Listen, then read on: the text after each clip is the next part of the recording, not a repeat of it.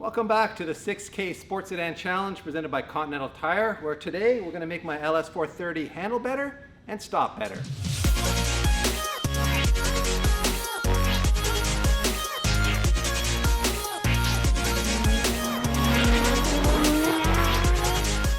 As you would have seen in the previous episode, the brakes on this thing are shot. They vibrate and pulsate whenever I get on the brakes, and the rear shocks are also blown. At least the one on the passenger side is weeping a whole bunch of oil, and I think the other one's looking a little damp too, but the ride in the back is just terrible. So this thing goes down the highway like, you know, a boat at sea. It's not a lot of fun between the ride quality and the brakes being all, you know, vibrating. It's not good. So it's time to add some real performance on this thing. What do you say, Pete? Do we start with the brakes or do we start with the coilovers? Let's do the brakes. I'm curious to see what they look like. All right.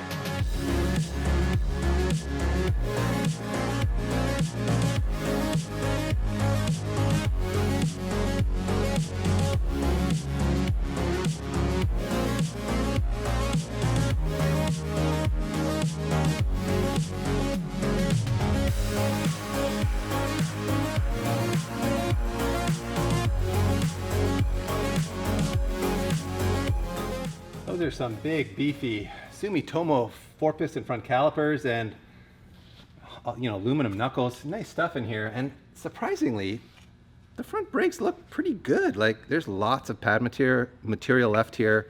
They're not, you know, worn in a overly tapered fashion. Even the front rotor, though, you know, looking at the vanes, it's a rusty mess.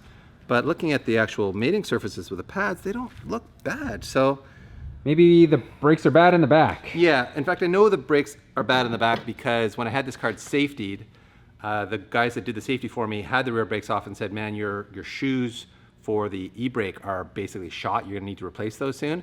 And literally the next day, the brake maintenance light came on the dash. So I know there's issues out back, but the vibrations you get under braking on like highway speeds, I thought for sure it was from the front. Then again, we haven't done the other side yet, so I guess there's more to see. But Or it could be the bad tires. You're right. Actually, it could be the bad wheels, bad tires. Yep. Who knows? So, one other thing to mention: look at the brake duct integrated into here, PT. I told you this thing was a sports sedan. That is sports car spec. That's You're right. legit You're right. right there. So let's get the fresh stuff on here, and we'll show you what it looks like. Here we've got our StopTech Sport rotors, which, man, we've used on a ton of projects, haven't we, Pete? And they've always treated us well. They never seem to warp. I don't know if we've even managed to wear a set of these out yet, but they are very durable, very high quality, and will certainly give me a lot of reliability to go along with these StopTech street pads. So I didn't go with their sport pad, went with their street pad because I wanted as much quietness as I could, and I want my wife to be able to drive this car without like the brakes being too touchy. So I figured the street pads is the way to go. And as you can see, they're chamfered for quietness. They've got this backing plate on them too, which is supposed to keep them quiet. And they're even, I think it's called sintered, where they like heat them up. And that actually helps with cold brake performance as well as brake-in. So I will chuck these in once I get the caliper back in place, won't I?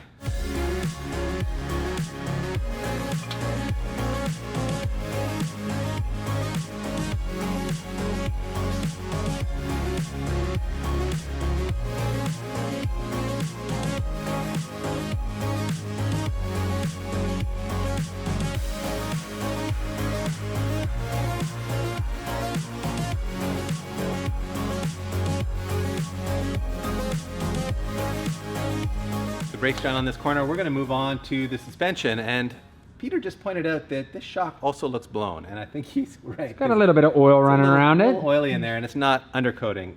That is shock oil, I would say. And by the way, everyone, feast your eyes on what a true double wishbone suspension looks like on all four corners, I might add, unlike Pete's antiquated McPherson front strut and weird multi-link rear end. Are you telling me the Germans were wrong when they built that M5 they were wrong. Made it for the Nürburgring?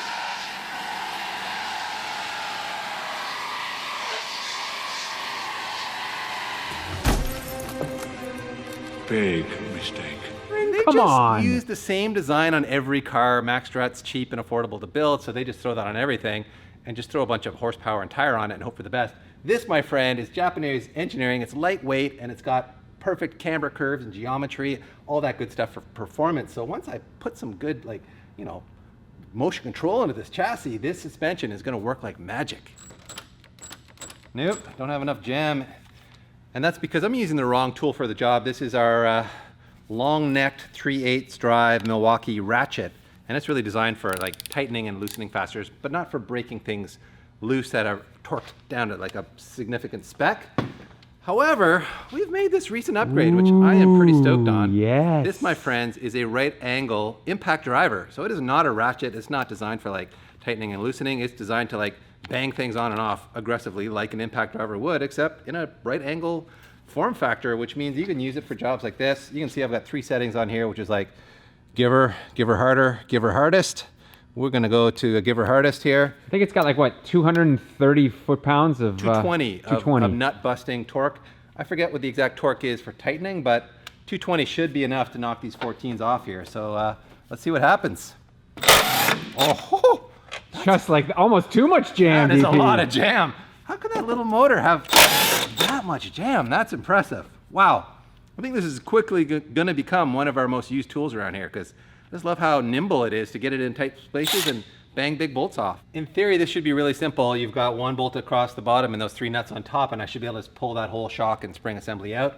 However, it's so long and it's so tight in behind the knuckle here, I've really got nowhere to go with it to get it out of the lower control arm. So I'm just gonna hang on this, see if I'm heavy enough that I can get it down out of the top holes, and then maybe Pete can pry it out of there. You're not gonna get it out here. No. Doesn't even matter at this point. Yeah, it's still too tight. So I think we're gonna have to pull these top upper control arm bolts out, and that'll let us kind of move the knuckle out of the way. It's real good. Yeah. Just push down a little, DP. There you go. There we are. Look at that.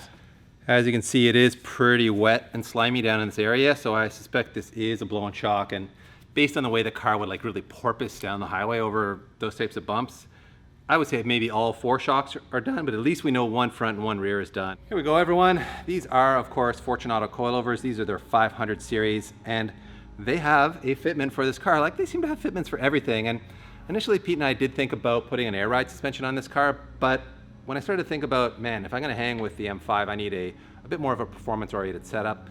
And frankly, I was never that interested in going like super low or anything like that. So as cool as it would be to play around with an air ride suspension, and maybe that's something we do in the future, I really like the simplicity of a coilover setup.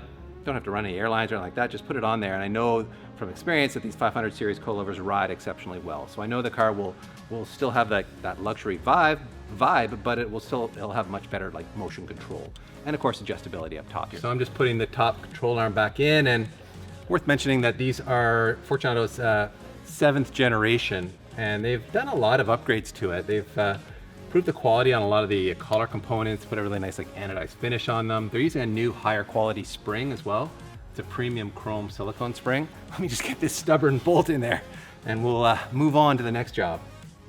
DP, what is going on with these wheels? Every time I look, you're like peeling them more and more, and like there's more weirdness happening. It's like they've got leprosy. You just keep peeling stuff away, and there's the plastic that comes off, and then you realize underneath the plastic there's like some kind of, I don't know, powder coat that's failed or paint that's failed, but it comes off, and underneath you've got corrosion on the aluminum, and you can see he tried to sand it, and I think he just gave up and painted it, and then the paint looked so terrible that he plastic dipped it. So it's just like layer of fail on layer of fail. So I am very excited to get these off the car and get the new ones on there.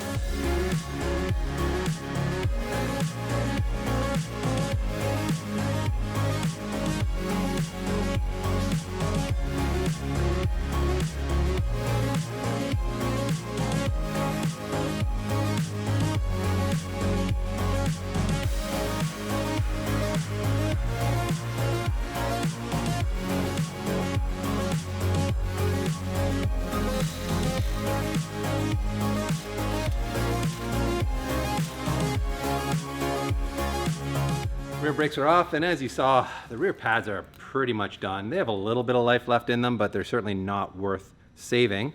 The rear shoes here for the emergency brake was a real concern because, as I mentioned earlier, I still don't have a functional emergency brake, and I was told when they did the safety that these had to be replaced because they were like basically done. But They're low, but they're not like critical. I don't know. I'm not sure how much material they're supposed to have on them, but they're definitely worn, but you can see there's still quite a bit of adjustability left here, so maybe they just need an adjustment. Here we've got our StopTech Sport rear rotors, and as you can see, they have the integrated drum emergency brake there, and we have in fact put them on already and adjusted that shoe system, And when we engage the e-brake, this side locks up. The other side doesn't. So we'll see what we've got over there, but I suspect it just needs an adjustment on that side too, and we'll be fine. Just toss those StopTech street pads in there, and I should mention that the kit comes with this premium hardware for what is a 2-piston caliper in the rear. That's some proper performance stuff back there, PT. What do you have in the rear of your M5, buddy?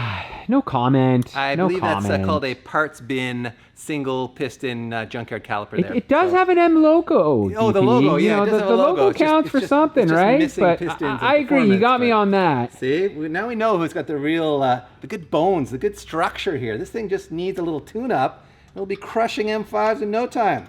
Well, swapping the rear suspension is not as easy as we would have hoped, because we can't get at the strut towers or the shock towers through the trunk. You have to come in through the top parcel shelf here, which means removing the whole back seat. And you know, in like your typical Honda, you could pop that stuff out in 2 seconds, but in this car, it is bolted down in a million places. It's pretty serious. Pete had to use a pry bar to pop the bottom seat cushions out. That's how secure they were in there. Anyway, interesting having a look at this car's history, because it wasn't just a geriatric cruiser. This was a family machine. We've got like a little girl's bobby pins or hair clips here. We've got a little Nintendo DS cartridge for Mario Party, and some random food things and other organic matter that I do not want to taste like they would on Mighty Car Mod. So let's get this back seat out of the way and see how to get at these rear shock towers. Well, you're not gonna be able to see this very well, but underneath the rear parcel shelf, we do have the shock tower bolts. So I'm just gonna take these out now. It's gonna take forever because I can't really get a wrench in there very well, but maybe once it's loose, I can get it out with my fingers. In any case, there will be some suffering here, but it's gonna be worth it in the long run.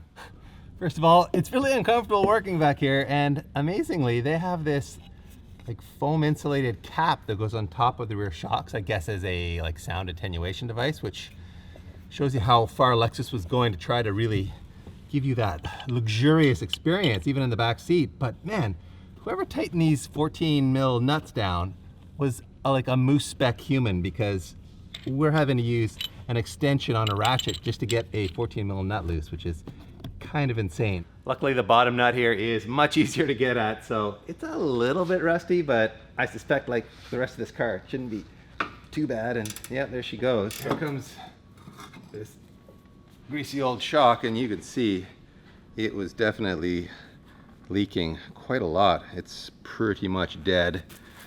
One of the beauties of working with a company like Fortunato is that you can truly customize your setup.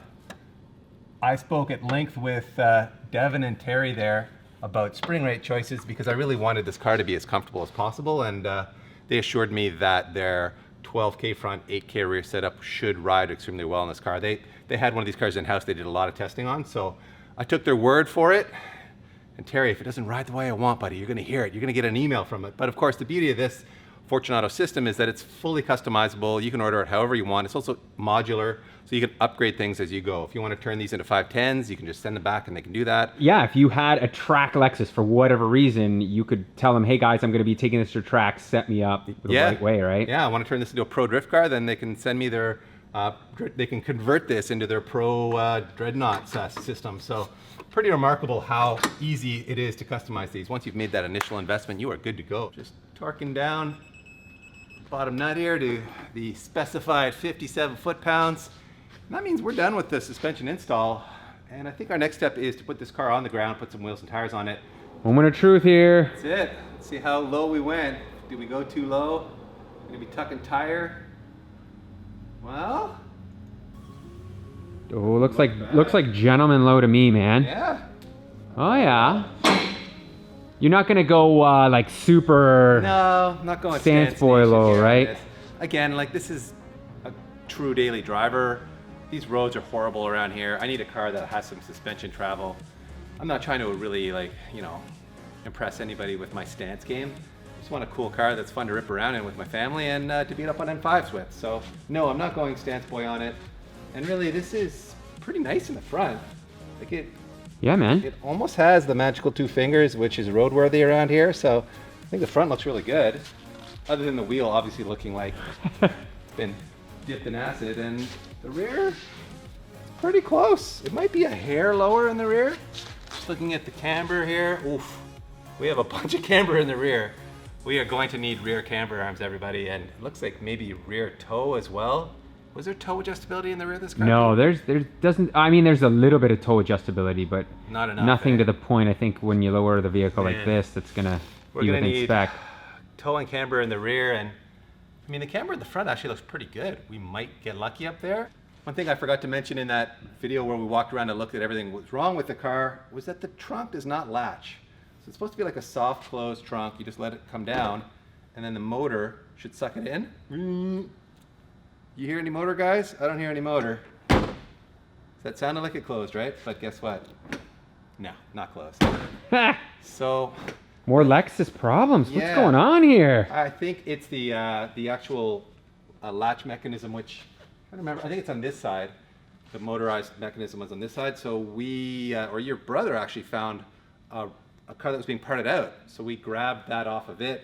It's not here yet, but I'd swap it in right now if we had it. But in the meantime, there seems to be a way where I can like get a screwdriver in there, get it in the right position where it will latch manually. So that's what we're gonna do before we go for a test drive. Well, we're cruising here and wow, it does feel a lot better already. It's crazy. It went from being like this floaty machine boat. to now actually feeling proper. It does feel proper and like so good, man. This is what you want in one of these cars. Yeah, and I gotta say, we're on a very rough road here and it's taking the bumps remarkably well. So I'm pretty pleased with the ride quality over what is a rough road here. And you don't hear any creaks, noises. I guess that's the whole point of a vehicle like this. Yeah, that's it, man. We're rolling in a bank vault here. Before, this had the old boat swaying up and down like 80s Cadillac style. Porpoising down the road. Yeah. It was terrible. And now, wow. Yeah, it feels tight. What a difference. Oof, it does feel really good. I mean, we are on some crappy old tires, but that's not bad, right? Like, the body roll is very minimal. Wow. Now the brakes, obviously, I mean these are street pads, so I don't think they need to be bedded in the way a performance pad does. But got nobody behind me here, so okay, let's. Actually, we got a stop sign. All right, here. I'm ready. Go ahead. Your oh shit handle. Jam on them. All right, let's go ahead. Woo. Oh wow. Okay, that's pretty good. Those are really good. I mean, they are the 4-piston and the 2-piston in the rear. So yeah. Good stopping power. The braking system on this car is pretty impressive, isn't it? Yeah. Like aluminum, large calipers. It's a well-engineered car, and fresh brakes feel good. Yeah. I mean, well, dude, wow. Like, see, even over a large bump there, getting back to the suspension. Yes. You know, it has like good compliance. It does feel like, you know, it dropped quickly. Yep. But there was no like thud or bang like you expect on a Honda or you know, something a little bit cheaper. So, no, you're right. Sometimes you expect it to be kind of crashy over the harsher bumps. Yeah. But so far, so good, man. This feels really good. I am very, very impressed here. Well, Terry and Devin, I think I owe you my thanks. And I should never have questioned you. I wanted to go soft, and you said, no, trust us, we know what to do on this car, and you were right, because man, it feels really good. So there you go, everybody. If you need yourself a proper, you know, sporty suspension on your big body Lexus without really compromising ride quality, this is pretty good. This is pretty good, yep. Well, everyone, that is a wrap on this episode, but I am pumped on how well that car is driving. It is completely transformed from having all new suspension and brakes on it, really pumped, but it is a dirty pig, isn't it? I mean, between these horrible wheels and just being a black car that's covered in dirt and really needing a good cleanup, I think that's probably what's coming next on this project.